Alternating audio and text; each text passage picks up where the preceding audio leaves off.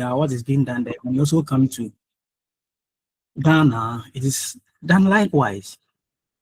Okay, when you go to Rwanda, it's been done over there. When you go to South Africa, it's been done over there. So that is what we want to do. And so I am hopeful that you are going to enjoy this lecture to the fullest. And at the end of the day, you are going to score the A's and also help be moral agents who are going to help champion this. You see, today it is so upset and so disheartening to see that students do not respect their teachers. Some students can just rise and they will just start beating their teachers. Some of them are beating their teachers, some of them are insulting them, and a whole lot of things. You just join some students on board while you know very well that they need to probably rise and give you their seat, then they will still be seated.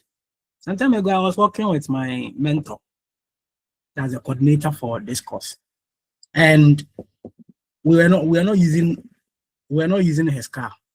So we got into the bus, and lo and behold, the students were just seated there. Yeah. This man stood from a point to other point. That's from the old side to the new side, and I said, wow. So where has this morality gone to? Where has it gone? Why is it that we are behaving like, is it because we are saying that we are in Gen Z era? Is there anyone here who is millennial? Is there anyone here who is within the Gen Z? Who is a Gen Z?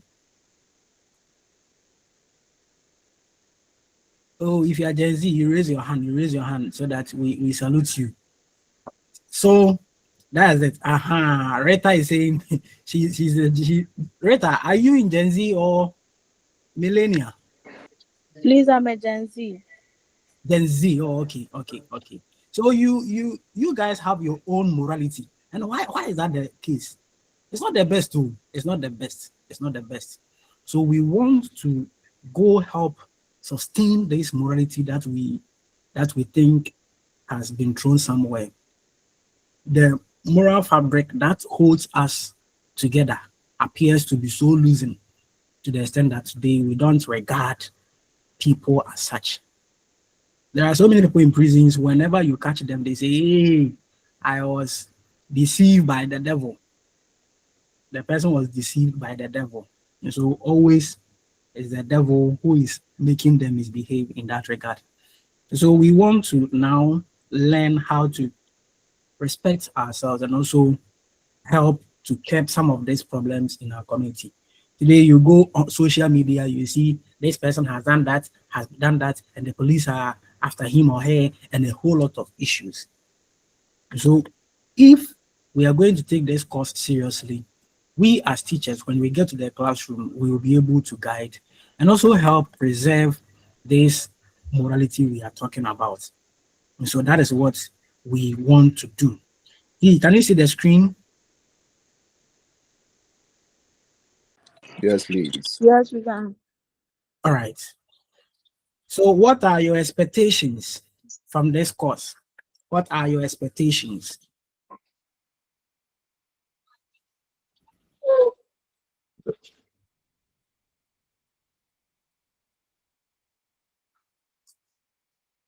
Yeah, we are going to be asking questions, be contributing. I'm not the only one who is going to do the talking. All of us will contribute. Yes, so please don't feel shy. But one thing, don't use the comment section. Don't use the chat session to answer questions in class. That's it. We want to enjoy it and also learn how to use technology in teaching, because you see, we are in the 21st century skills and things are now moving online, right? Yes. So Rita, I see your hand up.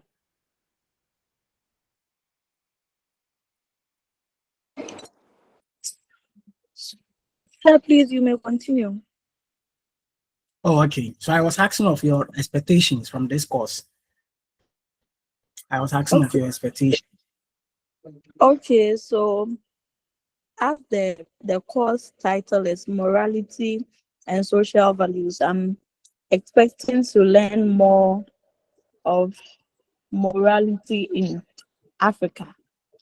To learn Exactly. about, yes, forgetting Exactly. about the Western culture and focus on Africa. Good. That's amazing. That's amazing. That's so beautiful. Bernard. Yeah, please, I'm here to be imparted with how to change my generation. Exactly. Exactly. So please, yes. So if you are done, then you mute yourself for me. Kindly permit me in our lecture. I may not address you by your titles. Here, all of us are going to be addressed. Oh, please, who is that? Kindly mute yourself. If you're using two phones or something of that nature, you have to mute yourself so that you can listen to whatever we're saying here. Right.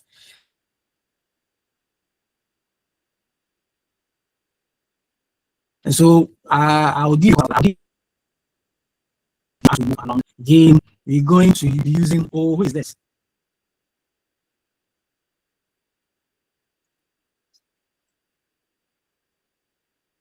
And also going to be using the LMS. Okay, that's the learning support. We learning management system. We are going to use it in our activity. So whatever we do here, we shall try to give you some activities there so that you do for you to be able to enjoy the course very well. And so the course is EAS202, 102. I said 106 initially, and that's not the right thing. This one is 102D, Morality and Social Values in Africa. And your servant, Isaac Obi Ampem, and that's my contact. So when you get the course out, the read material, you see it on it. And again, you get the course outline and also the reading material. Do you have the reading materials available? Do you have the reading materials?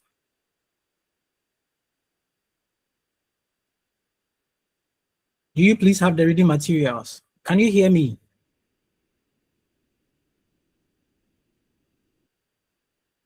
Okay,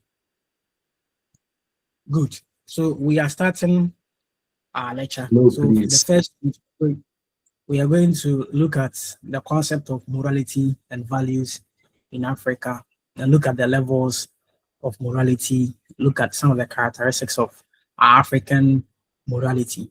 Right. So we just jump quickly. We shall look at these things as we progress. Good. So when you say morality, what comes to mind? The term morality,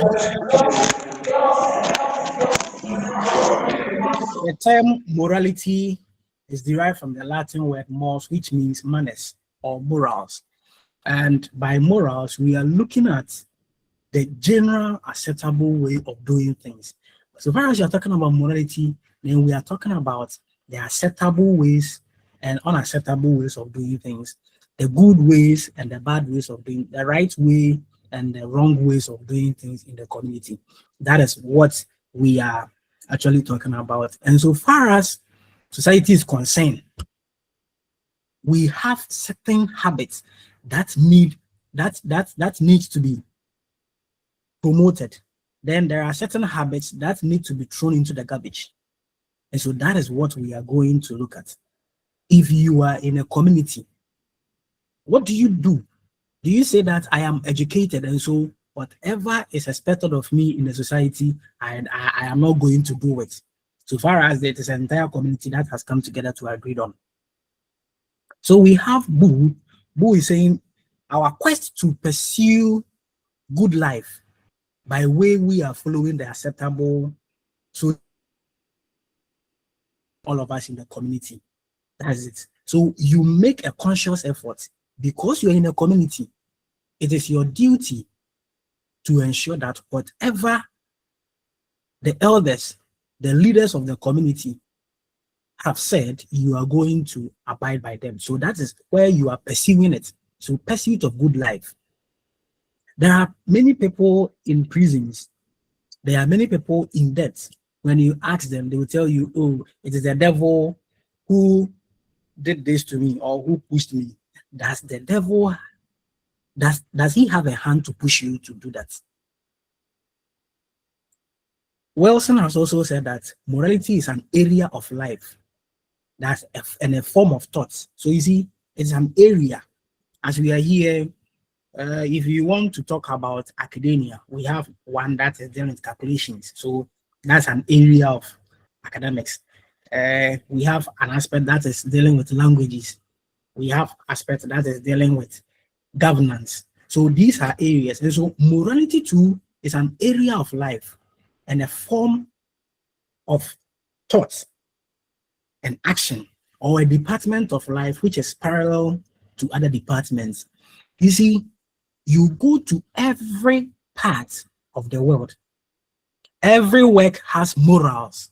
So far as you see humans working there, it means that the people there are going to put up certain behaviors that at the end of the day, you will have to consider, you have to consider whether their actions are right or wrong. That's what we mean by this. And so Jechi has also said that morality is a set of social rules and norms. By norms, we are telling you the do's and don'ts, okay, like the ways of going about things that are intended to guide people in society. And so we don't make rules for animals. So you don't see a bull just moving straight towards you, then you say that, hey, bull, stop, because what the way you are moving is wrong. Rules are made for humans. Rules are not meant for animals. So someone will say, a mad person is not an animal.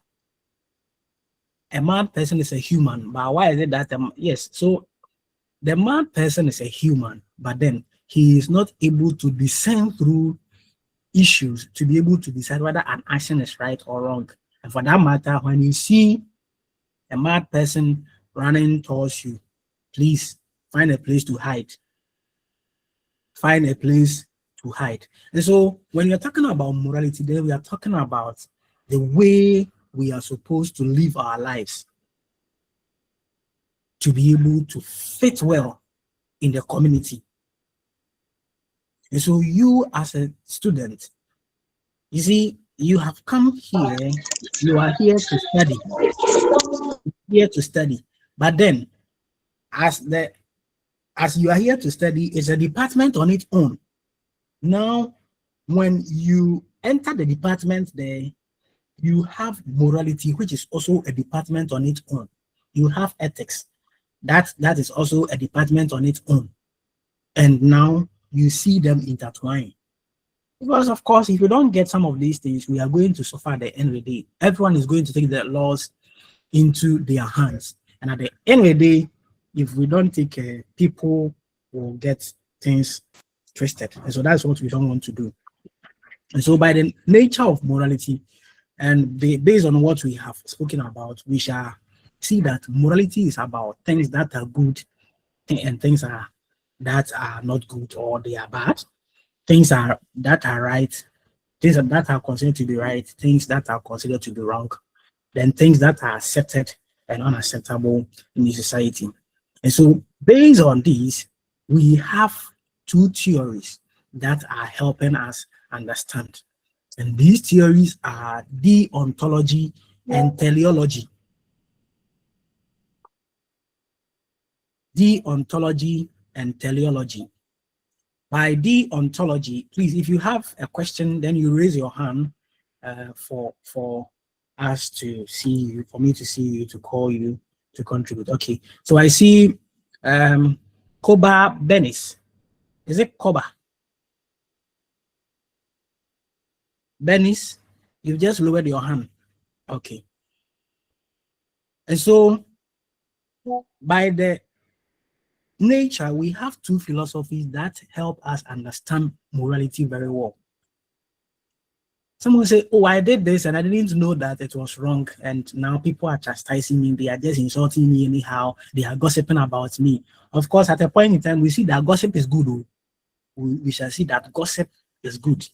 And so you do something and people are just insulting and making some unnecessary comments about you. Then you think, I am angry. People don't like me and a whole lot of things. You need to consider your behavior. And so these philosophies are deontology and teleology. Deontology also means ethics of right. It means ethics of right. Then we also have teleology, which is ethics of good. We shall get there. With deontology, we are saying that the action you are engaging in should be right rather than it should be right rather than good. Then teleology is the vice versa, or is the opposite. The action should be good rather than right. And so, wonderful people, I am asking you this question this very afternoon. What is the difference between right and good? What is the difference between right and good? I know that you are gurus, you are intellectual scholars. So please tell me what you think. What's the difference between right and good?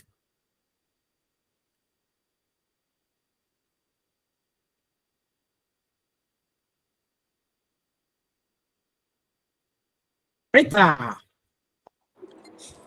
Sir, Yeah. is with right and good. When we say something is right, it means it's acceptable by the whole community. And when we say Okay. something is good, it's good to you, but it might not also be something accepted by the whole community or something that is benefiting just you, but not to everybody. Okay. That's amazing. That's so brilliant. That's good. Who else? Who else? Yeah, I see another person stand up. Let me call persons by name. Okay, so Mensa. After that, Chariot will come. Hey, after so Charlotte Mensa. After that, Ebenezer. So difference between right and good. Scholars, let's Okay. flow. For the rights, I think is doing something that you have been commanded or is Mhm. accepted by an Okay, authority or the okay, society. okay. And for the good, doing something that seems good in your sight. Yeah, that's what Wow. I understand. Mhm. Something that seems to be good in your sight. Yes, please. Okay, let me listen to Ebenezer. Ebenezer will be Okay, the last.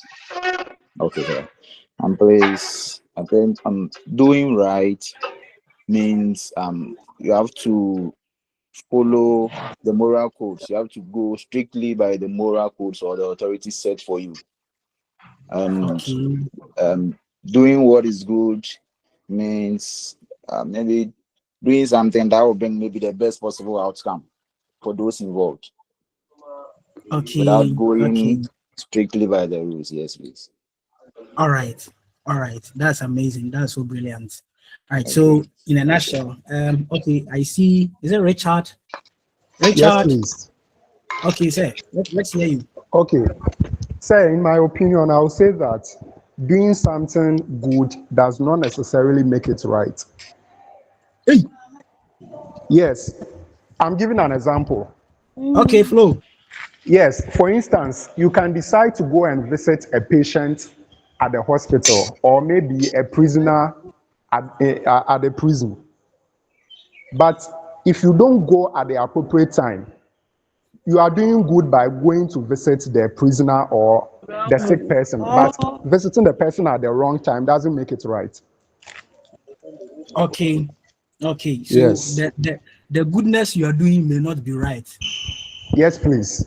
Exactly. Thank you all so much for your contributions. In fact, Okay, thank you, sir. they are so sweet. Right. So Yes. you see, for right, we shall say that right comes with that command. It comes with a command. Then someone will say, so that one will be objective. Then the good comes with your inner intuition. You saying that, oh, I wish I want to do that, I want to do this. Although this has been the norm, the established norm that you're supposed to do this, but because I think things my inner being is not telling me right, let me now dodge it and do what is good. So you have money you are supposed to send to the church as tithes. Now you're just moving and you see someone not feeling well. It is right for you to send the money, okay? It is expected of you to send the money, but because the person is not well and you've met the person by the roadside, you think, okay, let me give this money to the person so that he or she will be well. In the Bible, something of this nature happened between Uzzah and God. Uzzah was an Israeli. They were asked not to touch the covenant. It was the Levites who were supposed to touch the Levites because they were the priests. But then we were told as they were moving along, he saw that the earth contains God and things that are relating to God was falling. And so he had to go and touch it. You see, in his sight, he saw it to be good to protect it from falling. But then, because he held it, he was struck dead. He died because of doing that. You see, and so this is the issue.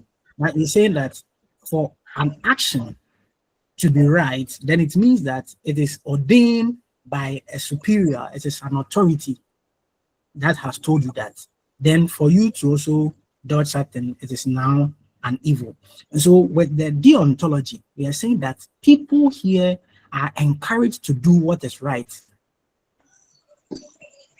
Here you will see that it encourages people to do what is right, with what is right intention. And so we have the divine command where in the Bible we know how Abraham had toiled with the wife for so long with the intention of getting a child. But now, upon staying together as husband and wife for so long, and they were not conceiving, they were able to get some through the blessings of God. And now God came in to command them that go and sacrifice your child. You see, in the sight of Abraham, he saw it to be right because it is God who had commanded him to go and do that. And so that is the deontology. And you know what he did? He chose not to even inform the wife about it. And we know what he went and what transpired over there when God gave him a ram. And so that is it for you. Then the opposite of deontology is teleology, which is ethics of good, which promotes that the action you are engaging should be good rather than right. And so the theory, according to the theory, an act is right or wrong provided it produces greater number of good. Okay, so example, you are just walking by let's say you are a driver, and you are moving with, let's say you are in a 60-seater bus going to Kumasi, and let's say when you got to either Nkoko or Konongo, you saw a pregnant woman crossing the road. Will you say that based on the number of people on board, you just hit the pregnant woman and go scot-free, or just protect the 60 people, or you will now protect the pregnant woman and kill the 60 people on board? So that is it. When you choose to protect those 60 people on board, that is teleology. You have chosen the action to be right based on the number of people on board. And when you send that one in, when you're looking at that in ethics, we call it utilitarianism. That's the usefulness of the action to a number of people. Utilitarianism. And so Again, with the divine command, you see, it would have been good for Abraham to decide that, oh, after all, I have tried all my possible best for so long that I'm not getting a child. Now I have only one boy, and you are trying to say that I should go and sacrifice him. For that matter, I will not do it. I will not do it. I will not do it just to protect the child. Whatever can come, can come. But for him, he chose to sacrifice the child.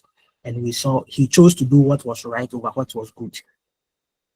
Of course, if the wife had known about it, she would have advocated that, oh, they should protect the child.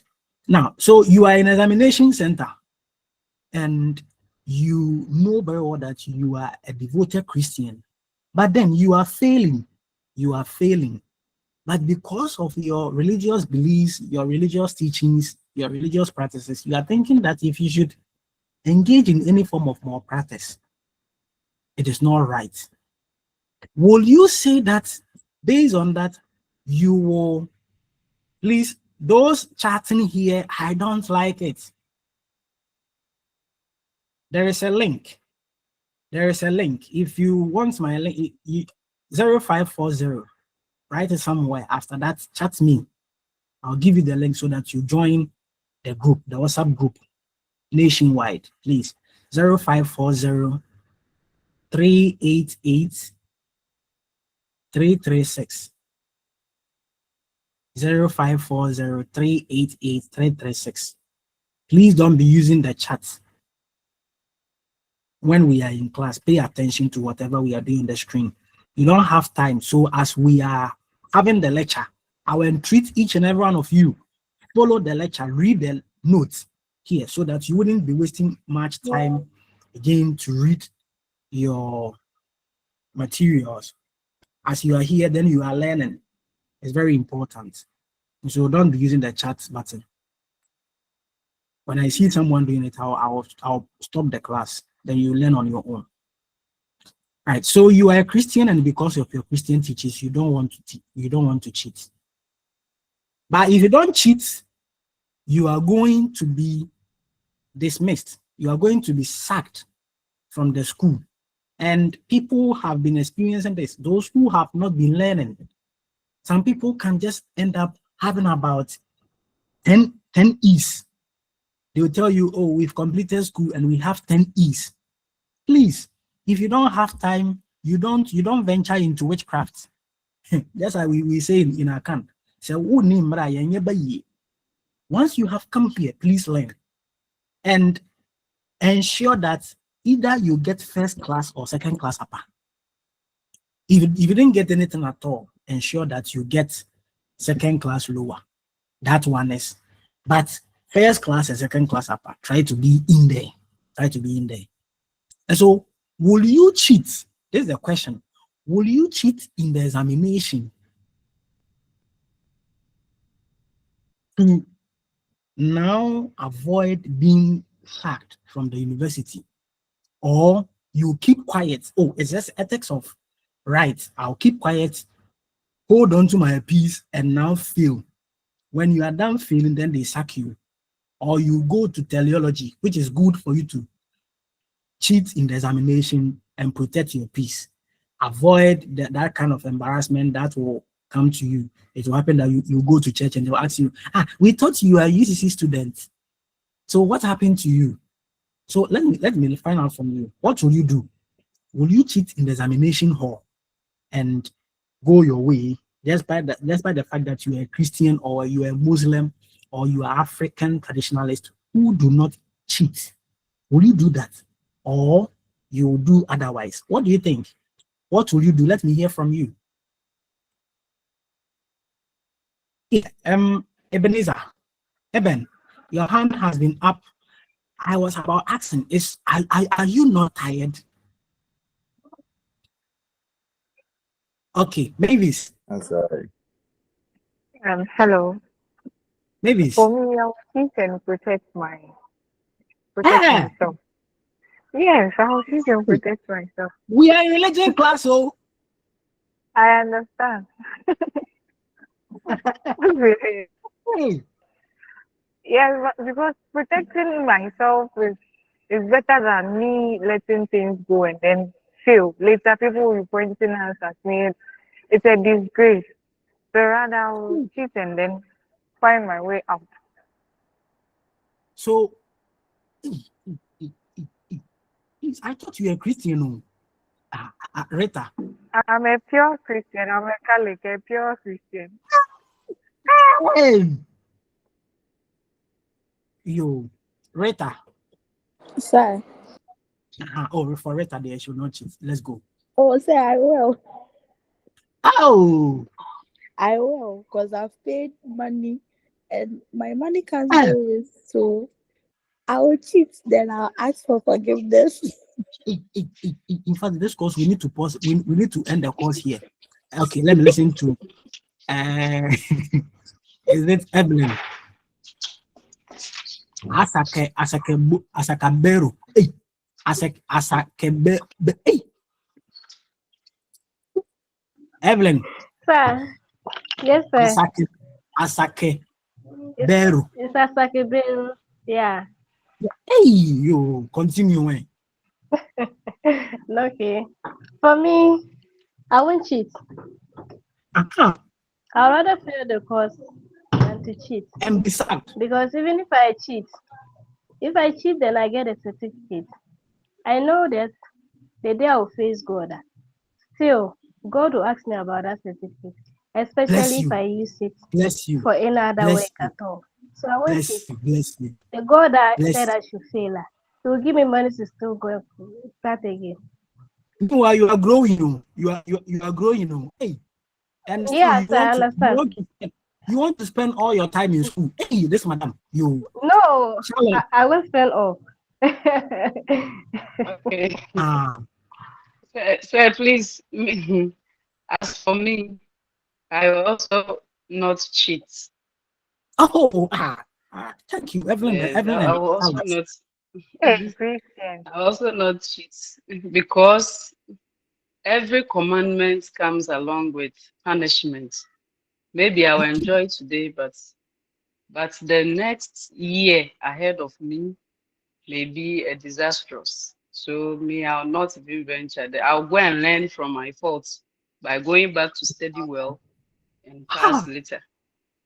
I am happy. I am happy this afternoon. Edwin, thank you, Charlotte.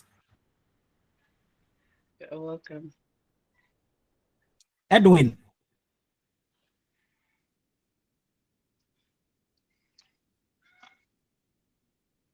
is it Boson Edwin or what? Ebenezer. Okay, so for me, I won't cheat because to every action there are consequences. If I had learned, I wouldn't have thought of even cheating. So I'll go through with the actual process without cheating. That's amazing. That's amazing. Thank you. That's amazing. Okay. So I'm very happy to know your take on your takes on the issue, and we have seen it. My natural fact, some people will cheat. Some people they have written cheats on their faces. So no matter what you do to them, they will cheat. Mhm. Now we move on to levels of morality, and these levels, by this level, we are just talking about people, the rate at which they grow. This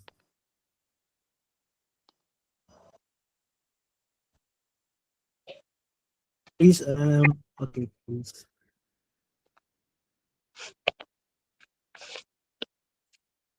I am being someone is requesting some. Edwin, Yeah, sir. yeah, listen to Hello, you sir. say. Yes, please.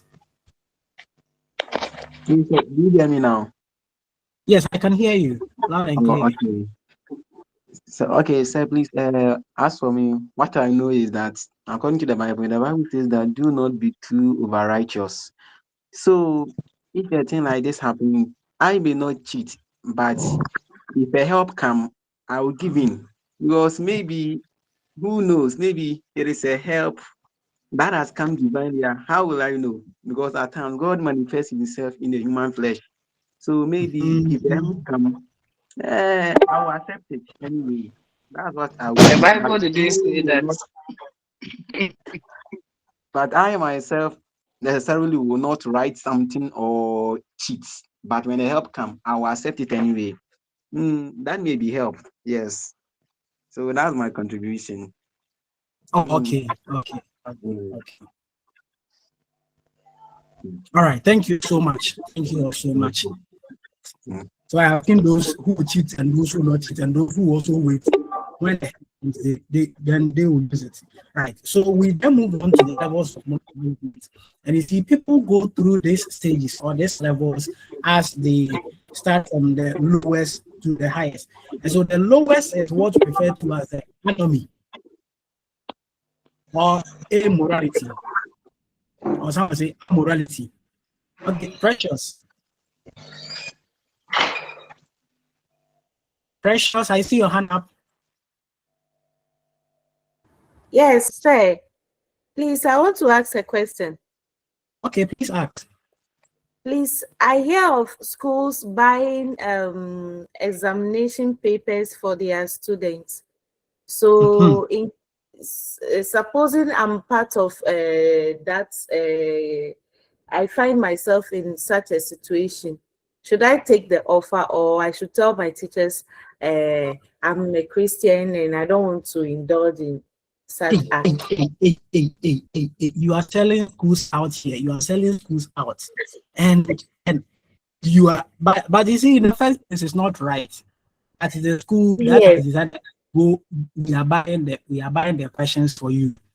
It's not right. It is. This one is a liar. In fact, you can be in prison for that. You can be in prison for that. So let us not bring, but it's not good. If you are a school head, if you are a headmaster and you are doing such thing, it's not the best. See, I have said to myself that hospital that I'll go. When I come, in fact, you need to give me a certificate before I'll look at it for you. I'll allow you to inject me. Some nurses can just give you a kind of injection. By the time you reach home, one of your back at the other side is swollen up, is inflamed for 2 years. That pain, if you don't take care for eternity, that pain will still be there. So if you are sending it, if you are buying a pop for people to go and write and they cannot perform and are going to cause problems to the community, then it's up to you. So it's not the best. It's not the best practice at all. Now they go through such process and they get to the university and you ask them questions and they are just beating around the bush. So it's not the best. Let us see their real abilities so that if they will see the sense or the need to sit and learn on their own, I think that will be the best. Right. So Rita, I see another hand up. Are you enjoying the lecture? Yes, sir. Are you guys enjoying the lecture? Sir, Yes, we we are. are. Oh, okay. Okay, sir. What I wanted to say is, with what Edwin was saying about getting help, it's all cheating because it's examination malpractice. If they were there to help you, they wouldn't have given you the exams in the first place. So any help that comes is also a form of cheating. You are just there to write and leave. There's nobody there to help you. So if there is any help that comes, it's also part of the cheating. Thank you. Okay. Dennis.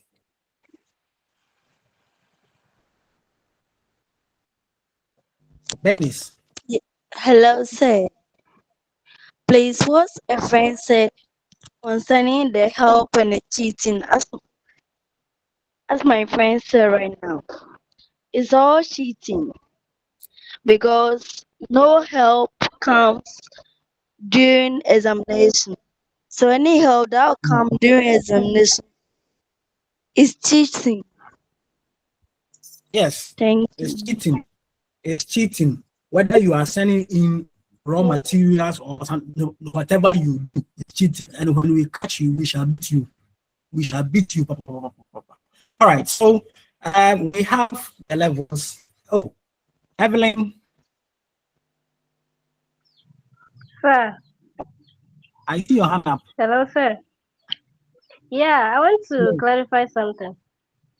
Okay. There are misunderstanding. I'm not talking of help on, let me say, from someone to pass the exam. No. I'm trying to I say, even if it's taking 3 years, 4 years, for me to gain help from God, I'm not talking of human being. yeah. That's what I want to clarify. Yeah, Yes, because yes. what they are trying to say is maybe you get help from a teacher or maybe someone. It's not that one I'm talking about. All right. So you see, it is very Thank you. good. It's very good. It's very good. You at the end of the day, you are able to emerge victorious. It is very painful when you go to a class and you are teaching and you are finding it very difficult to present the content. Your students are able to see when you are suffering. And so why will you not sit down and learn so that you just go and write whatever you have been asked? And one caveat is learn, understand, and go and share with your mates.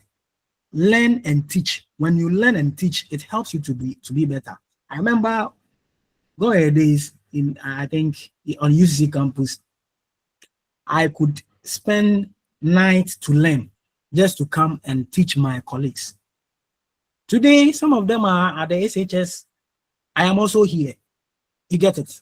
And so learn, make sure that you are learning to go and teach someone. Some of you, when you are supposed to be talking in public, then you are hiding. You are shielding your faces. Learn and teach your colleagues. It will help you. I think that should be there. Godwin, hey, another hand.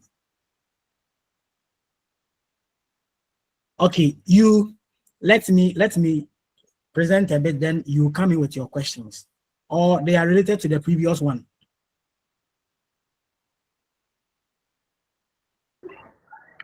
It's on what we are just talking about. Okay, so you have only 2 seconds, please. Okay, so what I want to say is that, like, if you write an exam and then you fail, the general thing that comes into everyone's mind is that you didn't learn, you didn't study. But what if Mhm. I studied? What if I studied, but then during the examination hall, like I couldn't recall what I learned? And so like I'm asking a friend, because sometimes during the examination time, like the pressure and then the frustration can even make you forget things that you've learned already, like things that you know. So like just asking a friend to give you some points for you to remember what you've learned, and then you will not do it, you will sit down to fail. Oh There is yes, this yes. common there is this common saying that in God we trust, but then in human we verify. Now when you fail your exams, nobody is going to believe you that you learn, but then you've forgotten. What they will say is that you didn't learn, you didn't All study, you right. didn't do anything. All Yes. right. So God, in fact, the issue is we are only calling your attention to that when you decide to do it, you are going contrary to uh you are going contrary to you are using deontology. When you choose to do what is right, you're using teleology. But the bottom line is it's not the best. It's not the best. I know people who have had their papers cancelled and they have really suffered. It's not the best. It's not the best action. It's not the best act. That's what you are trying to say, right? So don't be worried about this. Now, according to Normal Boo, there are stages people go through, and the first stage is called anomy or amorality. And at this stage, you see that the children they will be between 0 to 5 years. For them, they don't know anything moral, and they are even not ready to talk about moral issues. The moment you even try to question them, then you see that they are either laughing at you or they are crying. A child is born without a conscience, but it's not. There is nothing like for the child, he or she doesn't have anything on. Like there is a raw plate where there is nothing on it. Something is, but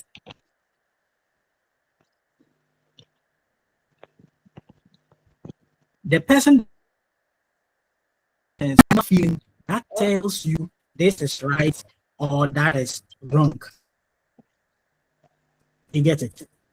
Is I with you? Am I with you? Yes, please. Yes, Yes, please. please. Yes, please. That children are not able to be acceptable way. We call them amoral. Fall under this category. You can get a mad person. You can also get an animal, like something like a dog. When you see a dog barking and is trying to get closer to you to bite you, you need to be very careful because they are not able to decipher between right and wrong. That is what we are trying to say. Now we have heteronomy, and by heteronomy, we are referring to that morality where we get from outside. And you see from here, when a child is between 5 to 7 years old, that is where they behave well. That is where they are in this stage or level. And at this stage, anything moral is coming from an external authority. So it's either their teachers, their parents, their elders, their siblings, their church pastors, and those in that is where this stage they reach. From 0 to 5, you tell them stop crying. Even the more you are telling them stop crying, that the more they are crying. But as at this stage, you can tell them stop what you are doing.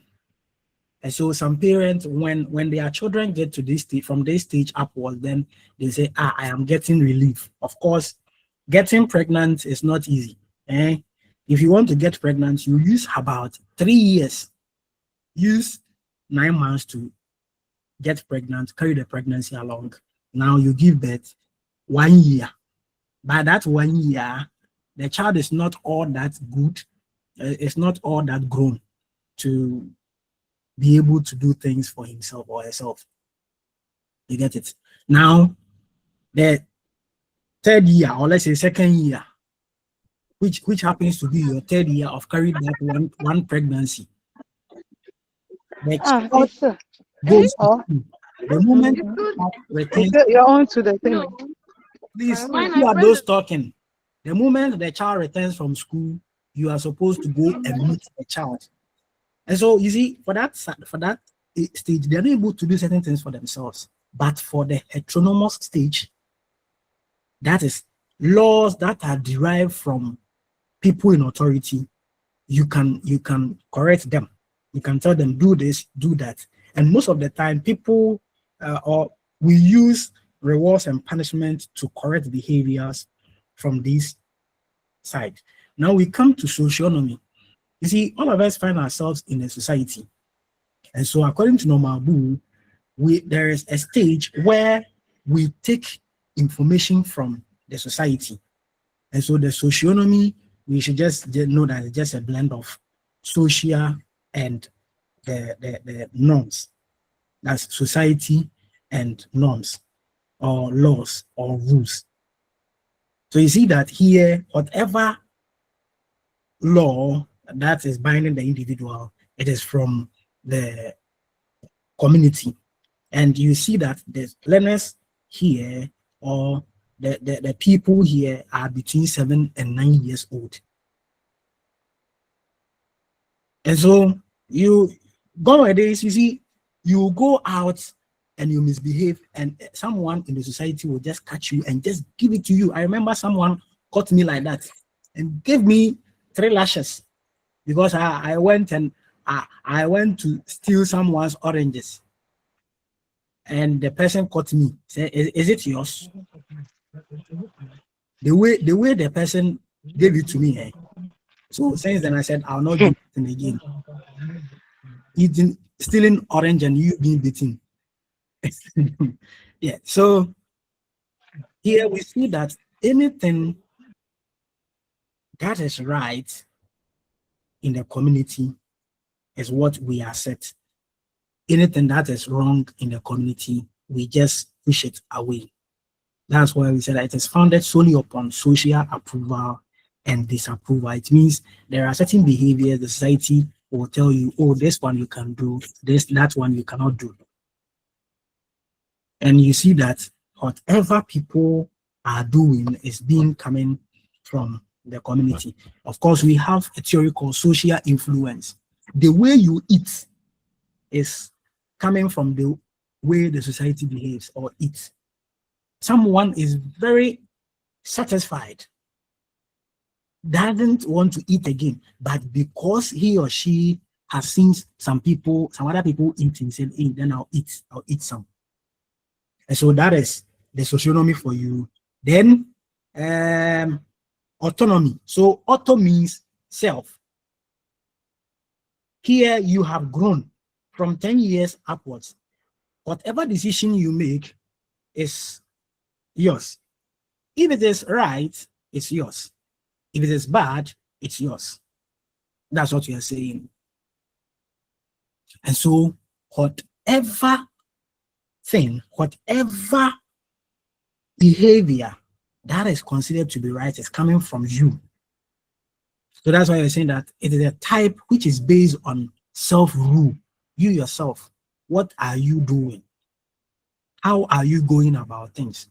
So the rules governing moral behavior come from within the individual. Then you ask yourself, how much do you have for you to say that for now, I am independent? I am able to say that I am right or wrong. If the first 3 stages didn't shape you well, you'll be walking and you'll just be showing your nudes like we are at the trade fair center. You'll be misbehaving anyhow. And this is the stage. People think, oh, for now, I am on my own. And so whatever I will do, it is up to them.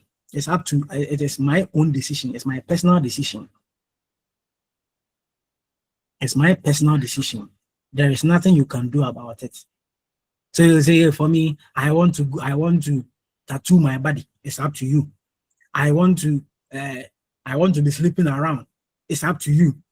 When you contract any disease, any ailment, it's up to you. You are the benefit of it all. Whether right or wrong, you are the one in charge. And so we need to know this.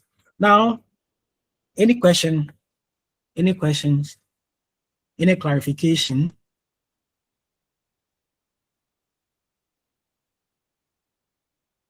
Do you have any questions? All right. So we move on to the characteristics of traditional African morality. Stephen. Yeah, hello, sir. Yes, sir. Yeah, okay, so thank you very much. Please, my question is that um, should this be taught at all? Since it looks like morality is something that should occur to people naturally, or it is an innate something. Is this something that we should be teaching, or we should expect, people to just have it? All right. All right. Yeah. So you see, in academia, we have the domains. We have the cognitive, we have the psychomotor, then we have the affective domain. Naturally, we need to know that morality is from the affective domain. It is the heart aspect, like your emotions, how you feel with people, how you feel. And all of these things we can just teach you about them. We can introduce them to you, but then we cannot force you to grab them. We teach them, but we don't force them.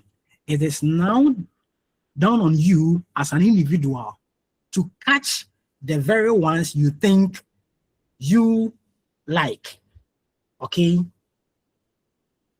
That's why you see that for us teachers, we go to classroom, we teach. But after teaching, you just realize the students are doing otherwise. They are doing different things because you have taught them. It is not taught. But in one way or the other, we have taught you. But then you have to catch it. You have to catch so that you'll be able to live peacefully within the community. You see, those who have not lived or those who have decided to live otherwise, they have been going to the prison. They have been finding themselves under the law. And being under the law is different from you knowing about the law. Under the law means you are under it. It binds you. It controls you, right? So I hope that explains it. Evelyn. So Stephen, is it okay?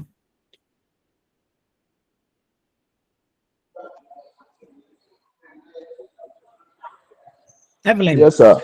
Yes, sir. All right. Yes, sir. Thank All right. you. You're most welcome. Evelyn. Okay. So you can be asked that why is it that African morality is so special? Why is it that it is so unique to us? Why is it not like the one we are seeing from the overseas, the Western morals? And so you see, we have our own morals, and this is what belongs to us. Our morality is so unique because it is communalistic in nature. It is so special because it is communal based. We're saying it is communal in the sense that it is coming from the society or it is coming from the community in which we find ourselves. And we need to know that whatever principle, whatever dictates that are guiding us are found or are coming from the society. It is all of us who will come together to say that, oh, we want to do this, we don't want to do that. We want to do this, we don't want to do that. That's what it means. So it means that the societal morality is made to prevail over individual morality. So we have said that don't go to the stream at night during night season. But you, because you are stubborn, you're saying, hey, for me, I want to go. No, you are wrong. Don't say I am a teacher, I am a prophet, and so I will not mind you. It's the entire community that has come together to say we are doing this. Don't go to the stream at night. I don't say for me, I was training UCC, I have my tablet and other things. And so what? You should know that your deviant behavior cannot surpass or is not more than that of the community. That is why if the entire community comes together to say that we are doing this, every member of the community is supposed to contribute their quota towards such a thing. Yes, so that's it. Blinks, hand is all up. What do you have to say? Question? Blinks. Hello, sir. Yes, sir. Please, good afternoon. Good afternoon, sir. Okay, sir. Please, I have a question in regards to the autonomous morality. Okay.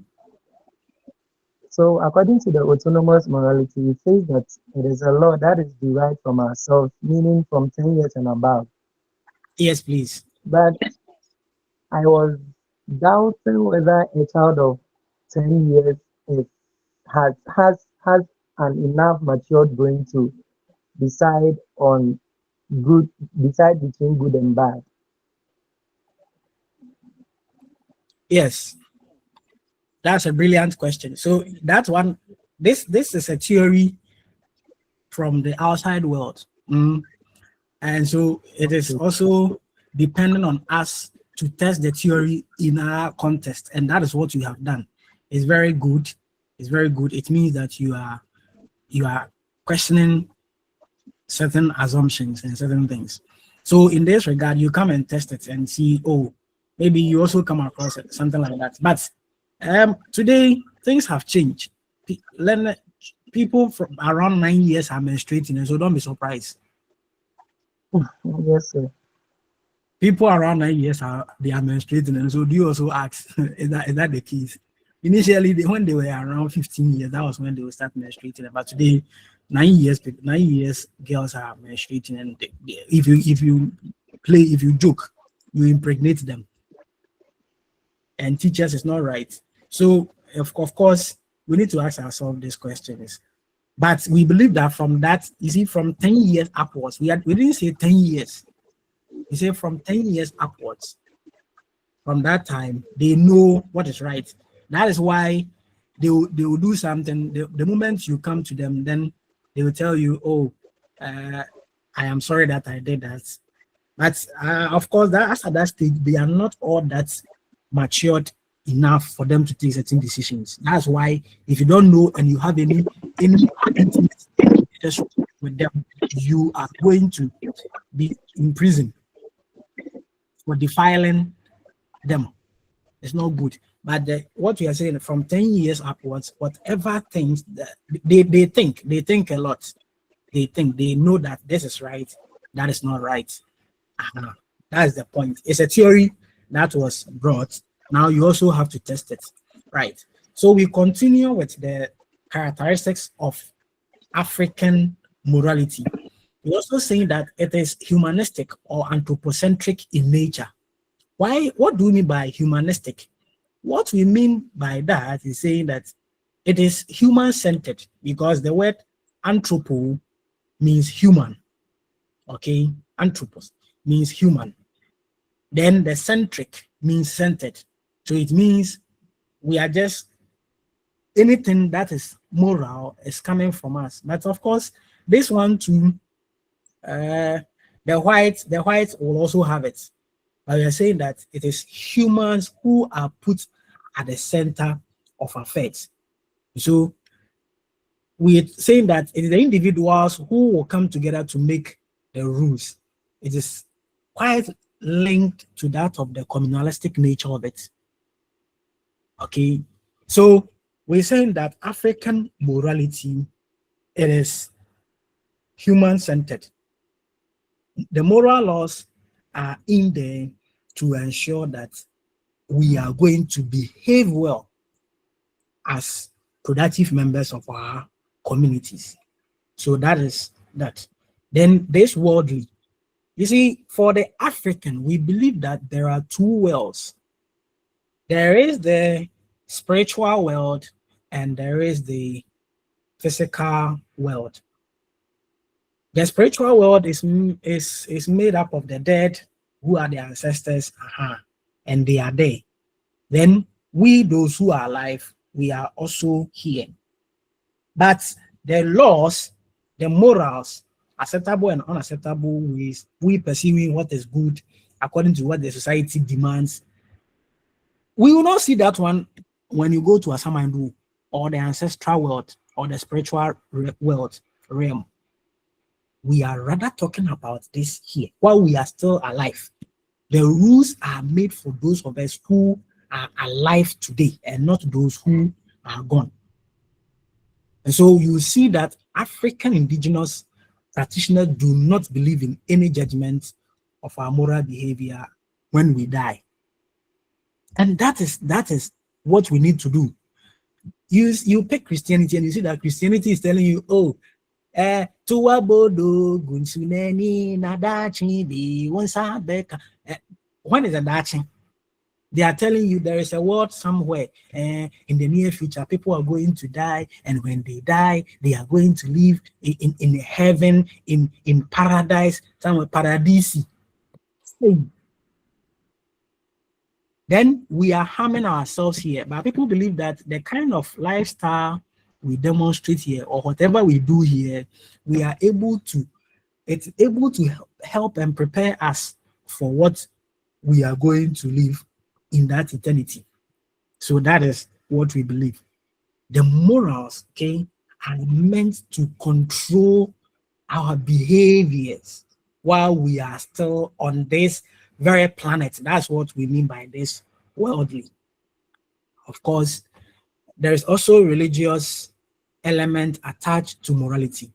In BT, when you pick his book, you come across his assertion that the African is notoriously religious. Okay. Have you heard that assertion before? That the African is notoriously religious.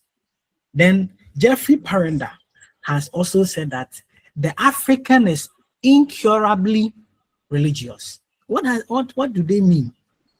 All that they are trying to say that Africans love religion. They love their God. They love the relationship between they and their object of worship. So go where it is, wherever you go, you see that there's a God. There are stones erected in various houses.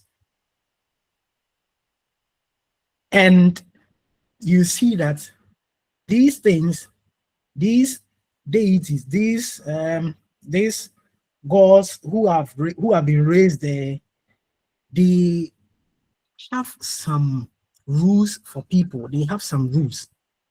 So you see, because they are worshiping them, the worshippers or the adherents will not present themselves in a way that will look so awkward. They want to please. They want to please you. That's why we said, the forbidden is the moral aspect we are talking about here. And so wherever you see the religion, there is an element of morality in there. The religions teach people about what is good, what is bad, what is right, what is wrong, what's acceptable, what's unacceptable, what is frowned upon, and what is laughed towards. So that's what we mean by this. Because of the way religious we are, wherever we go, we see morals in there. Now we also have taboos. So taboos here are activities that are forbidden in society.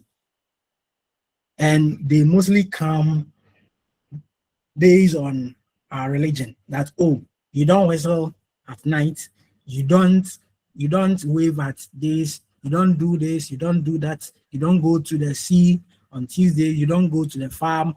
So the sea, people don't go on Tuesdays and Fridays. You don't go here, you don't do that, you don't do that, you don't talk back. You don't talk back as a person when the person speaks, an elderly person talks to you. You don't do. So you see, wherever you go, wherever you see Africans, you see that we have some taboos. And these taboos, they are made up of morals. And so examples of taboos in African cultures include incest, that's sleeping with, let's say, your father or your mother. It's not right. It's not right. Raping. Some people can rape. Hey. So someone was saying that, oh, if I am married to you and I want it, can I rape you? And if you don't want to give me, can I rape you? That's a question we need to leave for another time. So stealing is also a taboo in African communities or in African cultures.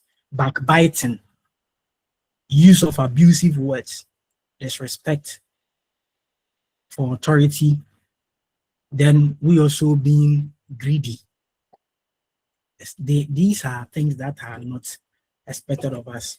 And so we need to know that taboos do not only have moral consideration, but then we're told they also have religious and some other undertones that we need to consider. If you are told don't engage in incest, it is not only moral, it has some religious undertones or underpinnings, some social underpinnings. So let's say you sleep with, if someone sleeps with a father, and the father, the lady gets pregnant, and now instead of aborting, he said, "Oh, let me keep the pregnancy." What do you call that child? What do you call that child? Is it your brother? Let's say you give birth to a child, a male child or a female child. Is it your brother or sister?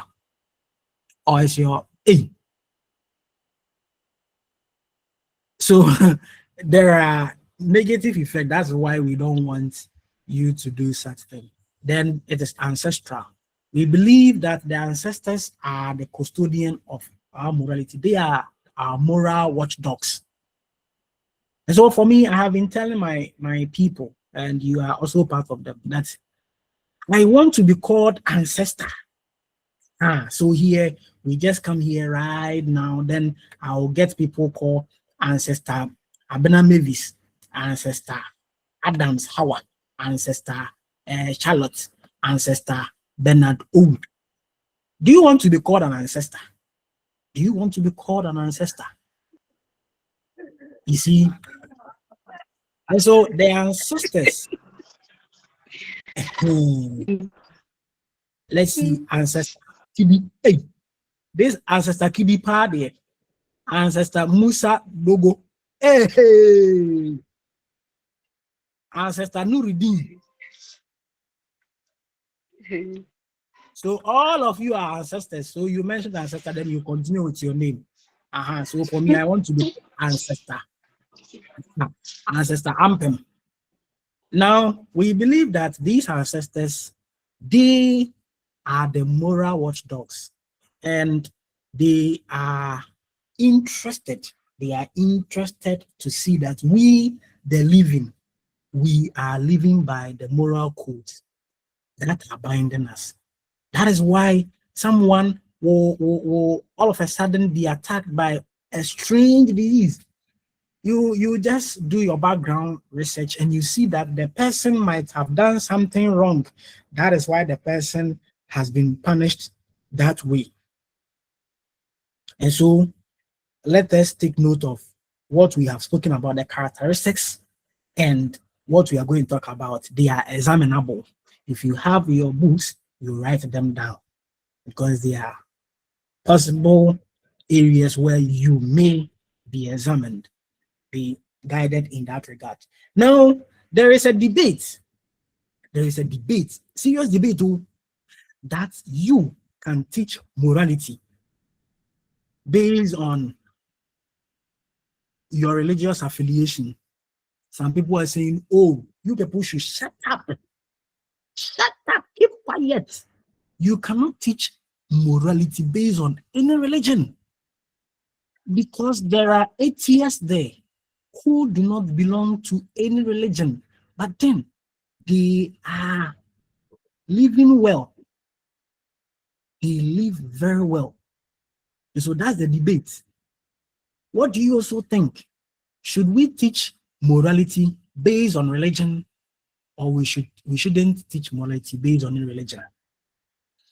Morality is very important. We want to live according to the dictates of the community. We want to be acceptable members of the community.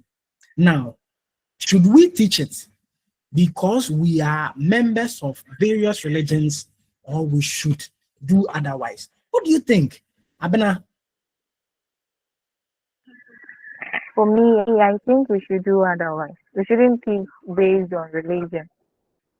Really? Because you Okay. may find yourself in a situation whereby those around you are not belonging to your religion. And it doesn't mean that you shouldn't teach them. It shouldn't stop you from teaching them. Yes. Wherever you find yourself, you must teach morality, because you may find yourself in a place where those there that doesn't belong to your religion. So I Okay. think we should not teach it based on religion. That's amazing. That's amazing. Is it Cyril? Hey, so you didn't get any other name than Cyril? Listen, Let's hear you. okay, so on my part too, I also think the morality shouldn't be taught based on religion, and that is because um, to me, I believe that as a human being, which which all of us are, and we coming from Mother Nature, Mother Nature also has its own set of rules and regulations that governs it. So I think morality should be part of us naturally as human beings. And secondly, Without we being religious. yes, sir. But we've And conducted a secondly, study. also, Okay, okay. and, and secondly also, my reason is that You don't say we secondly being also Cambrofo blinks. You don't say okay, secondly also. So and secondly, then secondly, you continue. yeah, and secondly, I am also of the view that Mhm. we have dynamic religions. We have dynamic religions. So if we are to teach morality based on a particular religion, what if we get to a place that the people or the indigenes in that particular place doesn't belong to our religion? Then Mhm. how are we going to teach the morality effectively to their own basic understanding? So these are my Yes. reasons. Sir. Even with diverse religions, which of them are you going to base? Which of them are you going to use their teachings to teach that? You get it?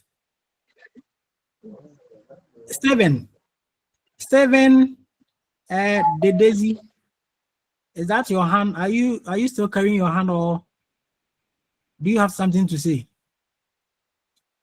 Rita, Sir, madam. okay, sir, I also think we can teach morality without basing on any religion. So with um you talking about rape, theft, and other things, all the three religions, the major religions we have in Ghana here, they all Yeah. speak against it. So which Mhm. means we are all on the same track, just that On we the all same have, platform. yes, we are all on the same path, teaching what is Mm, right, just that we all okay. have our ways of doing things. So I think we can teach morality without involving religion or anything of that sort. Oh, Thank that's you. amazing. That's amazing. In fact, you guys are really intelligent, and keep it up. Keep it up. All of you are going to get first class, first class, first class, first class. Ah, that's good. That's good. Ajimai, last person. Okay, thank you. Okay, mine too is religion should be based. Sorry, morality should be based on religion, right? And for Okay. everything, it should be backed by sacred scriptures, being in any religion, because when nothing is said and it is backed by a sacred text, it Mm, teaches more. Even when you just say, they will say, "Oh, this is just a mere say." What is backing this thing that you are saying? So I believe it should be based of religion, irrespective of where or which type of religion you are in. you Morality are should be right. based. Yes, You are please. right. You are all Thank right. you. You are right. You are right. Thank you all so much. And let me look at someone who has not spoken yet. Charlotte. Charlotte will be the last person for me to just. So I am sure you are getting what we are saying. That's the debate. In case I don't Okay, mention it so again. Mhm. for me, I believe it should be taught based on both sides Okay. because How? yes, a colleague made a Charlotte, you want to bring confusion. Be very careful because before we listen on you. yeah, so I think that as my colleague made a reference that even the three main religions we have in Ghana, we all have some morals that goes together. Okay. Nobody teaches is otherwise. So teaching that in the sense of religion is good and can help more.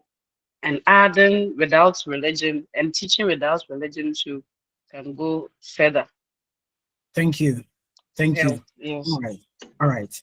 So let me just summarize it for you. So those who are saying we can teach it based on morality, based on religion, they are also right. Those who are saying we cannot, they are also right, because in the classroom you have multiple you have multicultural people in the classroom, and need to have what we call multicultural teaching competence. You see, you need to have the ability to deal with people from different ethnic groups, different religious background.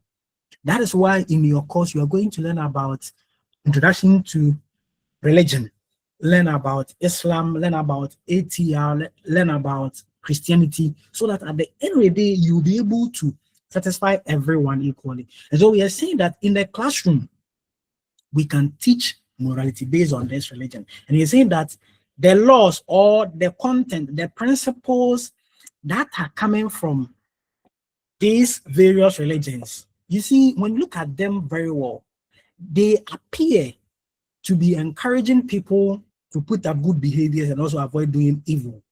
So they will come, stop this stealing, stop moving around. If you are not married, stop sleeping with other people's husbands. So all of them will be saying the same thing. Don't fight. If you have something, share it equally. So you see that in their teachings, they tell you what you need to do. That is the unique nature. Again, we told that people behave morally because of their religion convictions. So their religion, because their religion is telling you, do this, don't do that, we shall say that the moral teachings or the religious teachings are one way cramping them. They are just cramping them, making them submit to whatever they are supposed to do. And so if that's the case, then we can teach that. Okay, then there is no distinction between religion and morality, because the two are having that kind of close relationship. Someone saying, oh, worshiping God. Someone can worship God, but Charlie, they can kill you. In Ghana, let me tell you, we have about 74% being Christians. We have about 15% being Muslims. Then we have other, I think 3% or 3%, they also fall under AIR, African Indigenous Religion. But see, all of them, you consider all of these people. Of course, there are another percentage that make up the other religions, be it Buddhism, Hinduism, Shintoism, Taoism. They are all there. Okay, the new Messiah in Ghana now. In Ghana, we have a new Messiah. Okay, I have gone to the new Messiah. If you were here, like we will visit the new Messiah. Like we visit the new Messiah. Okay, but all of these people, Sunday, Saturday, Friday, will go to mosque, church, and shrine. But they come. Someone will tell you, let me go to church and come. I'll come and meet you. They go there and come and misbehave. So you ask yourself, then what is the case? So for me, I hate fake people. If you are fake, you cannot come closer to me. I hate fake people.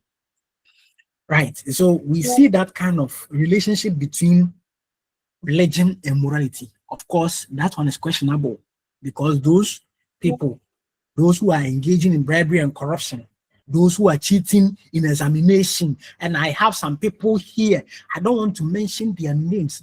I'll not mention their names today and tomorrow. Mention our names. Maybe I should mention Rita Ajewa. Ajewa is one of them. I didn't say I want to mention her name, but Ajewa is one of them. And just go to church and come and cheat in exams.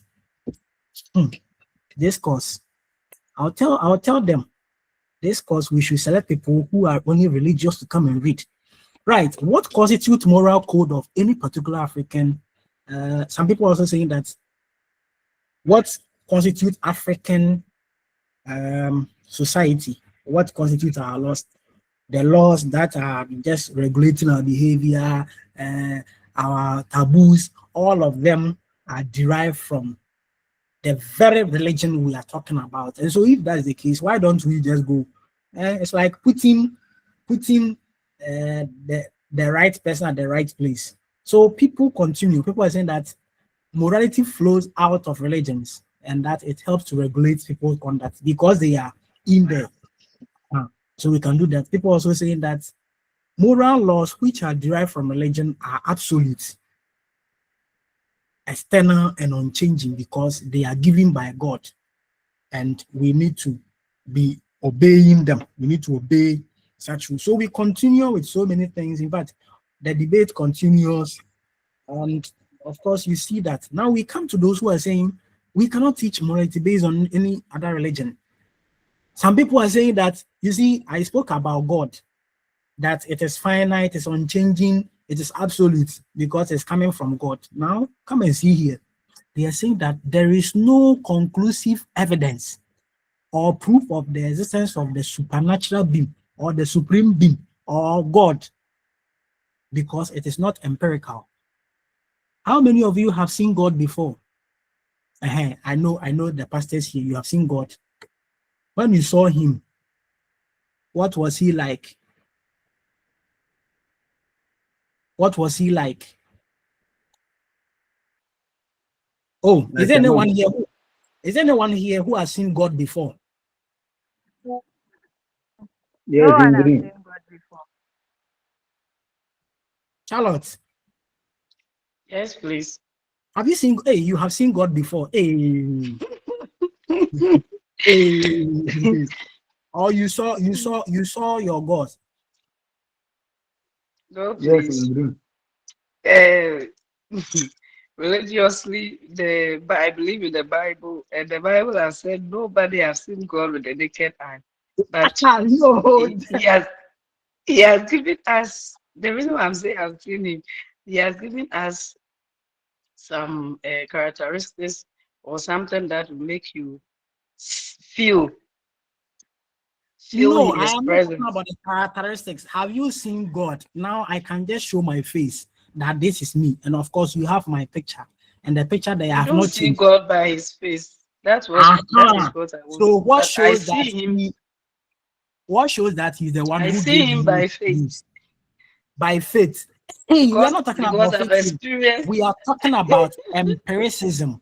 By empiricism, we are talking about things that you can feel, you can smell, you can chew. Okay.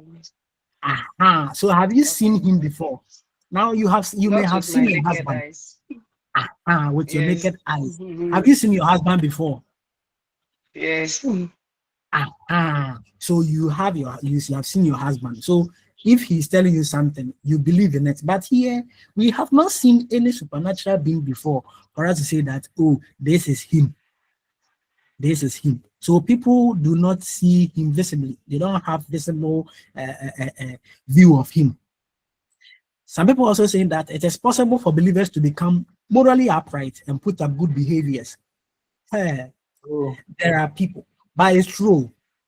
It's true. There are people, Someone went to church. He was conducting a study. He went to church and he misbehaved over there. In the way they lambasted him, he said, "Hey, I thought here is the house of the Lord. Though. How come I've been insulted and treated this way?" Then he went to those who have been smoking weed and taking appetition and other things, taking cigarettes. But of course, all of these things are not good. They are not good for your health. Smokers die young. It's not good. Rita. Sir, Yes. with the person saying that when he went to church, they lambasted him. Even Jesus caned people in church. How much more humans? Hey, Rita, this course you will finish it early. What money? Okay, so so even Jesus himself suffered the hands of his people. He went to his, but they received him not. So this guy went to the pub where they have the smoking weed and other things. Now they will just say, oh, take quarter piece, this piece. And that tells you the beauty in there. So you see, that tells you, oh, caring for other. But in Christianity, I know some people, they are more than the devil himself. If you are not their member, forget, they will not mind you. Yes, I know of one church.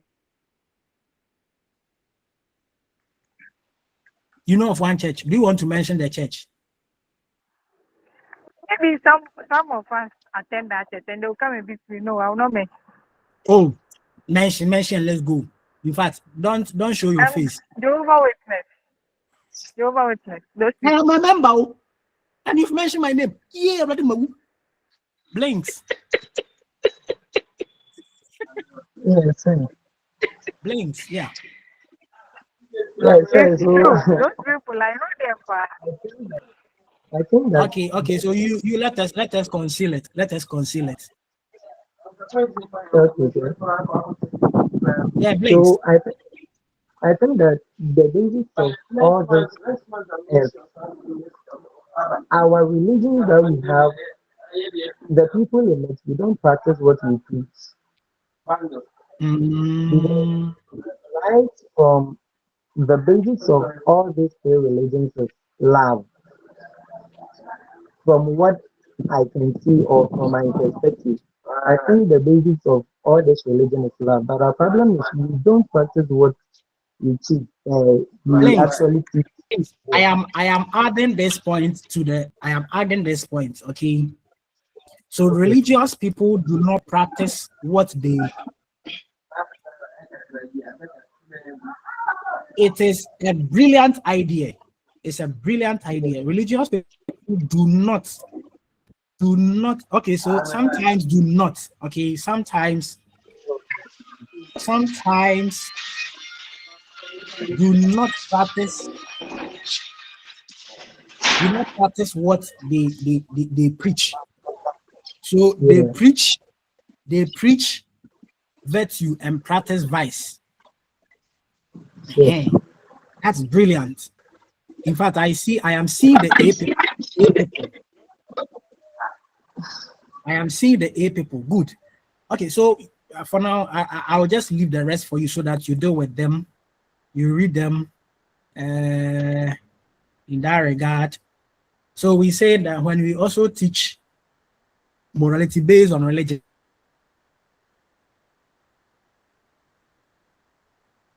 and then it means that we are going to indoctrinate. Indoctrination. What is indoctrination, please? What is indoctrination? Hello, sir. What is indoctrination?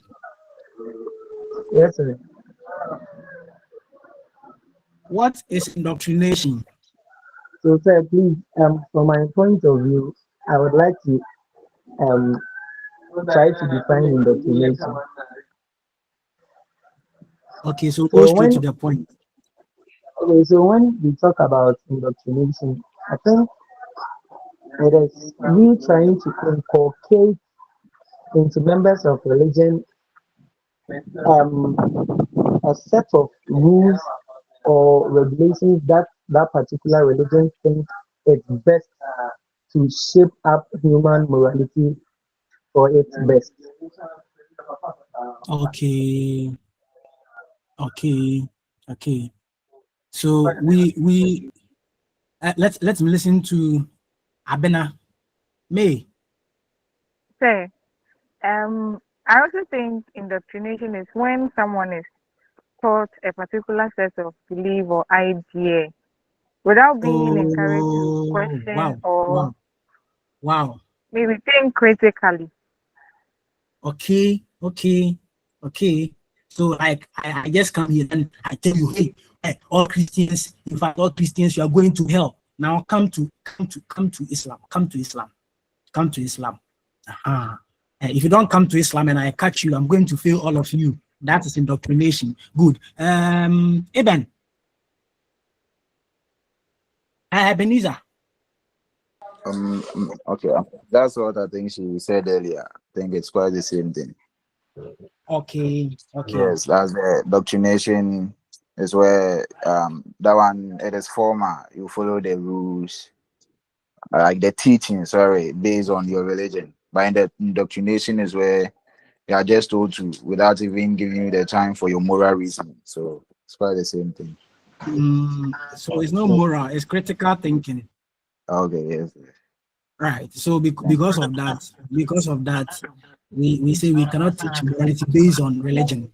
So these are the reasons we are giving in support of that.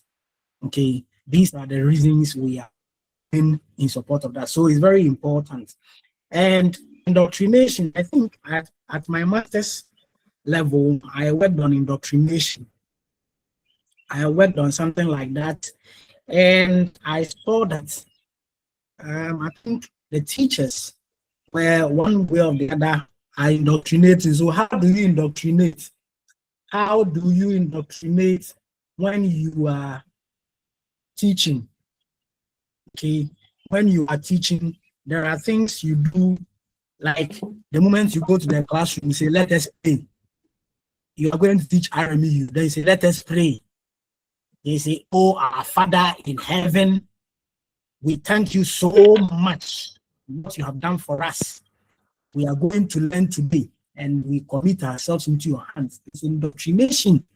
Don't pray when you are starting any lesson. If you don't want to indoctrinate, then you need to call all the people, go and call them to come and perform some to come and pour some wine to call Nanano.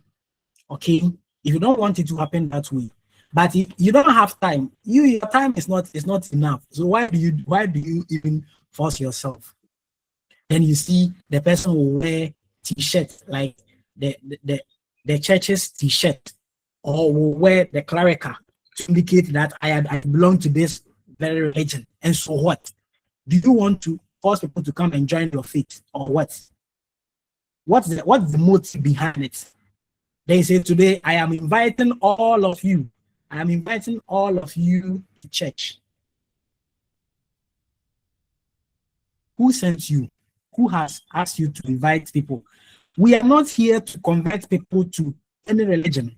That's not our focus. And we are not here to select any better or best religion. That's not our focus, please. And so do not do that. When we are going to teach morality based on religion, it is possible we can be indoctrinating. Again, you see, when people are faced with moral dilemma means two-sided story. It's either the action is right or wrong. And so, like the exams, the exam question I use under the deontology and teleology. If it were to be you, will you cheat or you not cheat? We are saying that when people are faced with such issues, the action they normally take is not based on any religion. So you cannot do that. So you are poor, you are going to be sacked.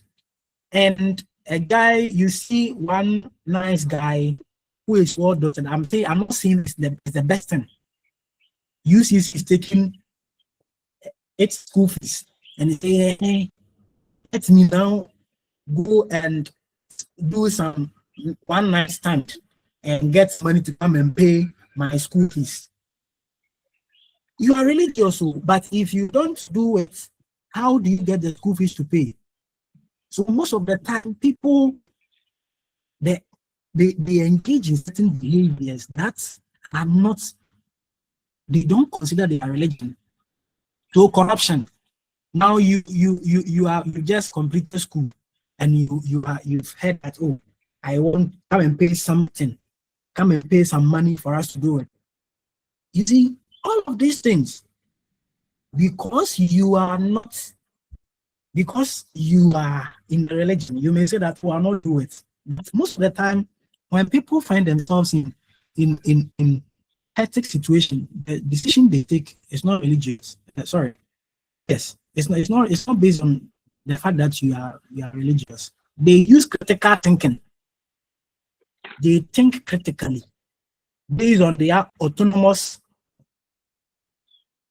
views.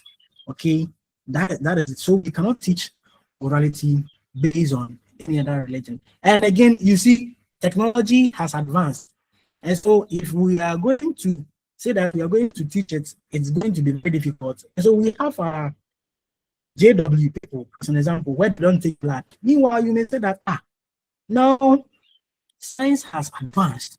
So if that's the case, why don't we go? Why don't we move straight away and embrace it? So you see, science and religion, they are like two sides of a coin. They don't meet. When we want to put science and religion on the same scale, we are going to suffer. So because of science and technological advancement, they don't encourage us to be able to do some of these things.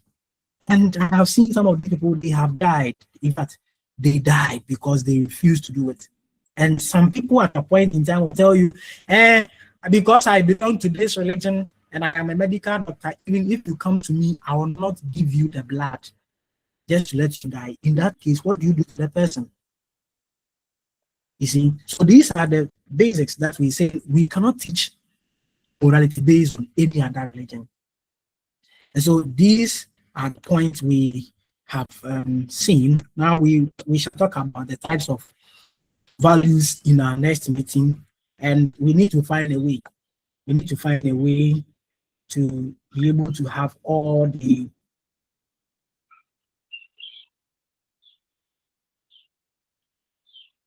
for us to be able to have the additional 1 hour. Okay, is it 2 credit or 3 credit hours? 3. 3. Okay. Is it possible we can have a lecture maybe Saturday from 6 p.m. to, let's say, 9? Yes. Yes, please. Yes. Yes. So that we do all the 3 hours. We do all the 3 hours. But we need to find another day within the week to finish the 1 hour. Okay, to finish the 1 hour. So that, okay. Yes, please, I have seen some hands up, and I'll take the questions after the announcements. So please let us find another 1 hour within the week to finish and to exhaust or to use the additional 1 hour that has been left. You see, it's 3 credits, and we are just doing 2 hours today.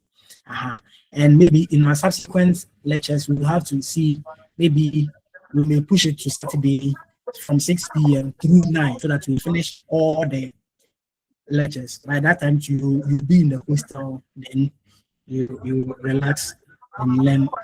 This paper, it is an A paper, and so I am expecting each and every one of you to get an A. Right, I see 3 people's hand up. I want to take the questions, 2. After that, we end it. Rita. So please, I have like 3 questions.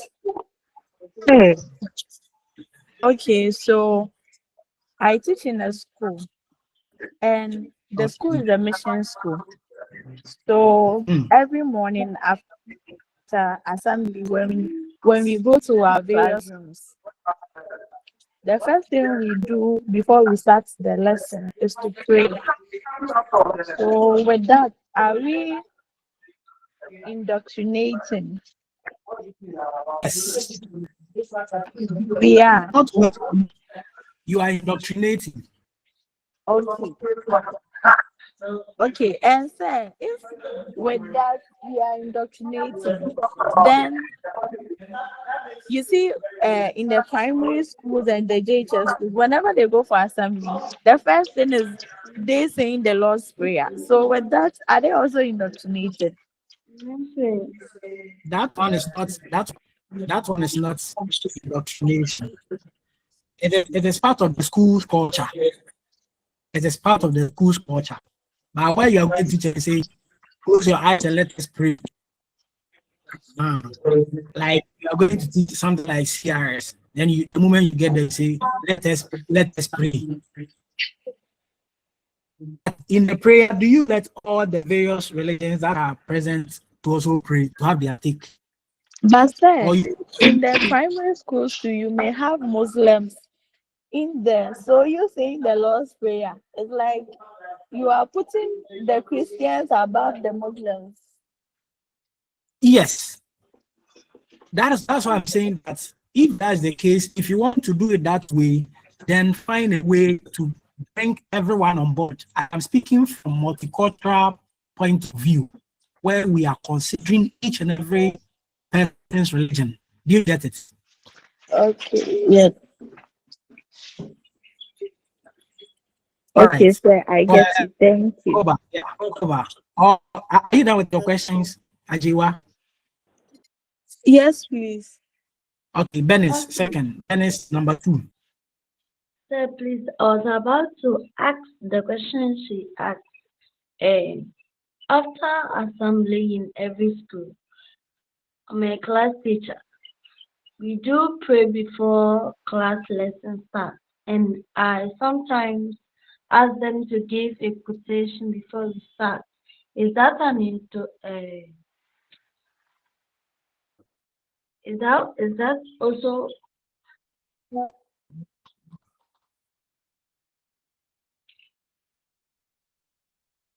Yes, so in fact, were you asked to use that instructional period to go and preach?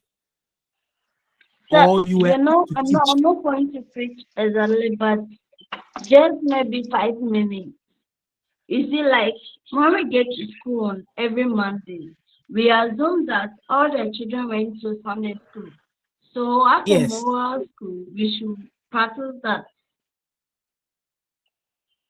So I just wanted to know, is that also an it is a school culture. It's a school culture. You see, there are exceptions. It happens to one of my bosses in the college I teach as a lecturer. It happens to him that in his teaching, it happened that one of the students had an attack because he didn't pray. But because he knew about that, he had to pray. And so subsequently, he tells them, do not pray when you are going to start, because when you do that, it's a form of indoctrination. I'm giving you a key or an answer to that. That if you want to pray, then let those who are present also pray. then say, please, what about when we go for school worship? That one, it is school culture. There's nothing you can do about it. So morning assembly, school culture, it is part of it. But when you have been asked to teach and you are just doing that, it's not the best.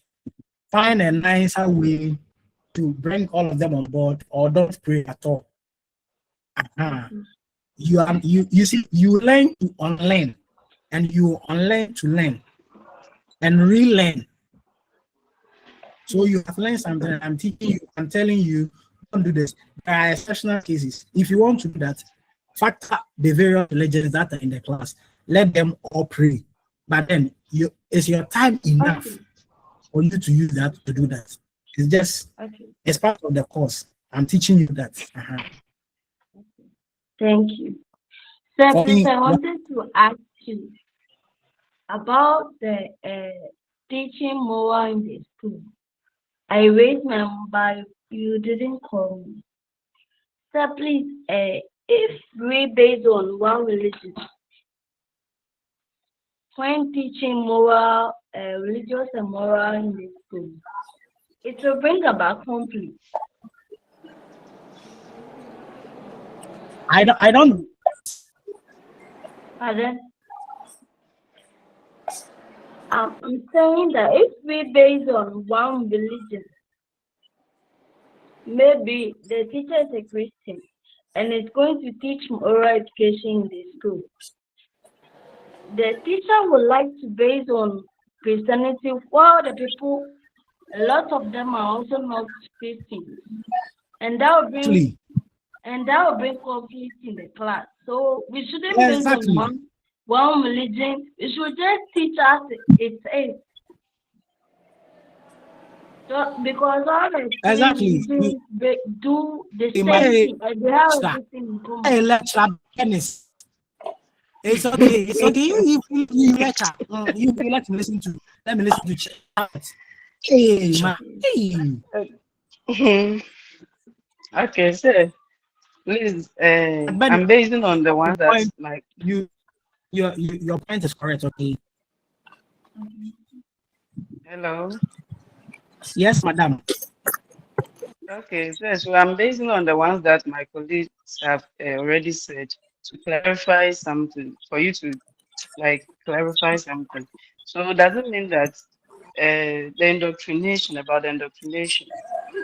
Me, for where I was, the headmaster has just told every teacher, so we just do it. And you said that one is a school, the school rules. So meaning that the ones that you are not told to do and you do, maybe they say you should just sing and you go and pray. That one becomes the indoctrination, or the ones that the school master or whatever has told you to do. I want to know whether the ones that you are told is not indoctrination, and the ones that you are not is just indoctrination. And the second one. All right. So, and the second one is concerning the time schedule. Please, I will suggest 5 to 9 for the lectures. Oh, okay. 5 to 8 rather. 5 to 8. Yes. Oh, okay. So you for now we have a page. We have a platform where all of us are supposed to meet and you deliberate on that. Then you get a course rep. This course rep with me, it's on some of the issues. Okay, so that I'll be So a school, I should put it this way: a school may do things to indoctrinate. Then individual teachers may also do things to indoctrinate. Okay. Let us use the Wesley Girls scenario as an example, as a case study. Where you are in a school and we told no one is supposed to, if you are a Muslim, don't meet as a group. It appears to be an indoctrination, and this one, it is a directive from the school because they are telling you, oh, we are a mission school, and this is what we want to do. You see, so if that is the case, then what do we do? There is nothing. That is why the case now is at the court. It's at the law court, and people are deliberating. We want to see what we have: freedom of worship, freedom of association. And you see, if we are going to dig deeper, like, this is what I want to learn, but now you are imposing your beliefs on me. The imposition is what we are against. It doesn't allow me to practice my human rights very well. My right is I want to get some few minutes to go and perform some worship. And you are trying to impose your beliefs on me. That's why the clergy, the Islamic clergy had to take it on. You see, so a school can do it, can indoctrinate, and it may not be right. All right. Okay. I hope the question is answered. Yes, please. Yeah, thank you so much for that question. Hey, Asake. Hey, the time is up. Or you don't you have any? We have another lecture. And you enjoy, is it that you are enjoying or you don't understand? Sir, Yes. please, I want to. Precious. Sir, I just started. I want to ask a question about the group page. Please, some The of group us is are not on the. Yes, please. okay. So please take my number 0540 388 336. 0540, please. 388 336. 388 336. Evelyn, what are you Sir, showing us? sir, please, I want to talk on the Saturday classes. For example, I have class now and I'll end at 6:30. So the 5 o'clock will not favor me. Yeah. I have a class right now. Then to end at 6:30. So that means if you have to do it at 5 o'clock, I won't be able to follow through. So should we move it to the weekdays? Or we can even shift it. Maybe the 7 to 9 should be okay. Yes, Because please. by then I'm Please. sure everybody's okay. So we're contemplating of maybe getting the 3 hours. Getting the Okay. 3 hours to work.